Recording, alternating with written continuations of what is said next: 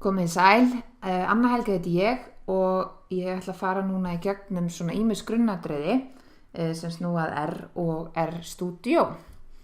Byrjum kannski aðeins á bara fjallum hvað er R, en okkur finnst ágætt að tala um R sem umhverfi, þar sem búið að innleiða allskyns tölfræði aðferðir.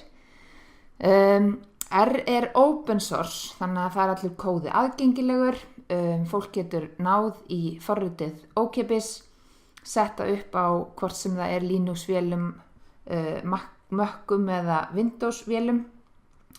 R byggir á forritunarmálinu S og fyrsta útgáfan kom árið 2000 og nýjasta útgáfan 3.5.0 núna, júní-júlí 2018, en þetta breytist auðvitað hratt.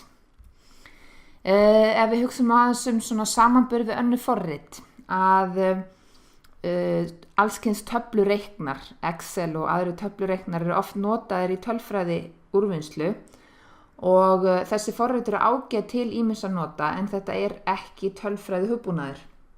En ég mæli eindregið með að nota tölfræði hugbúnað þegar er verið að vinna svona með gögn. Tala nú ekki þegar maður ætlar að fara að búa til einhverja fína myndir, þá er Excel ekki hugbúnaðurinn til að gera það. En það er ýmislegt annað í boði. SPSS, sem stendur fyrir Statistical Package for Social Science, er mikið notað. Þetta er dýr hugbúnaður og sem sagt lokaður, og það er svona ýmislegt annað sem ég gæti talið upp sem allavega mér er ekki að skapi í SPSS, en ég held ég láti þetta nægja.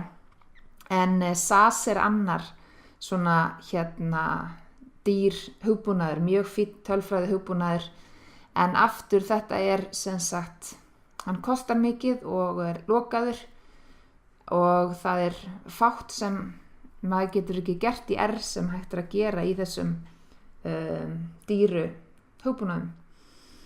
MATLAB er tól sem verkfræðingar nota oft og er prýðilegt í tölfræði úrvinnslu, það er þetta að fá pakka þar, svona tölfræði pakka, en aftur þetta er líka lokaður dýr hugbúnaður sem fólk oft kemst ekkert í þegar það er inn á sínum vinnustöðum. Svo er svona undanfarin ár mikið farið að vinna með gögn með sem sagt í Python, og það er líka alveg frábært forritunarmál sem er gott að nota. Tölfræðingar vinna svolítið kannski almennt, svona hinn dæmigerði tölfræðingur, hann myndi vinna í R, og svona fólk sem er kannski meira með tölvunafræði bakgrunn sem fer út í gagnavinnslu, það er kannski, þá er Python oft algengara val í þeim hópi. Nú, hér eru hlekkir sem ef það er einhver SAS eða SPSS notandi sem ætlar að færa sig yfir í R, þá er þetta nú orðið gömul bók, en kannski alltaf leið að skoða.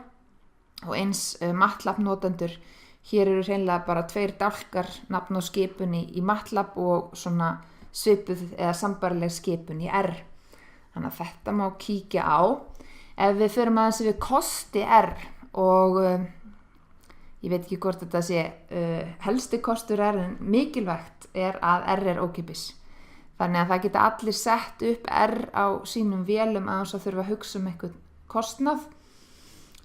Fjölbreyttir gagnastrúktúrar er eitt af sem sagt kostum R, einn af kostum R.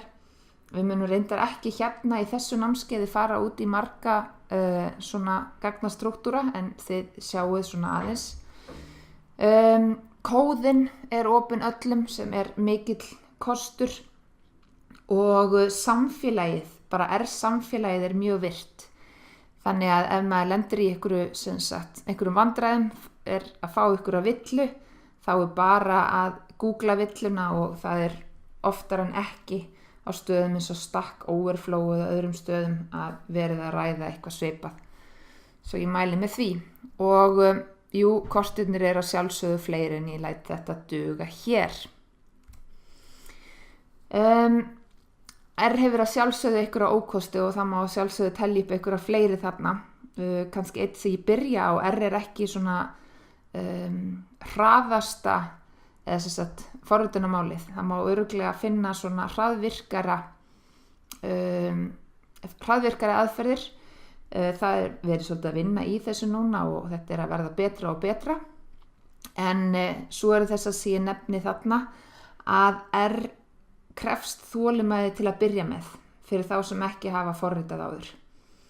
Og ég skal samt alveg lofa því að þessi vinna sem þið leggið í að læra á R mun borga sig margfalt. Þetta mjög frústrerandi í svolítinn tíma til að byrja með, en þegar maður færir þetta svolítið í puttana þá allt orðið miklu, miklu auðveldara heldur en í þessum eins og SPSS og hugbúnaðum þar sem maður þarf að vera að ýta og takka til þess að fá hina og þessa greiningu fram.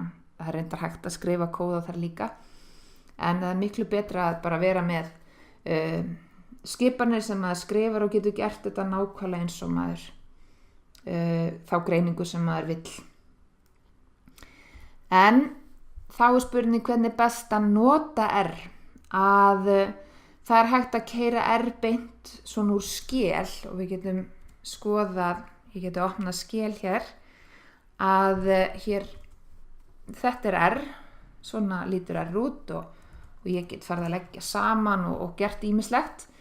En þetta ekkert svona sérstaklega notendavænt eða þægilegt, þannig að ég mæli nú ekkert endilega með að fólk vinni svona.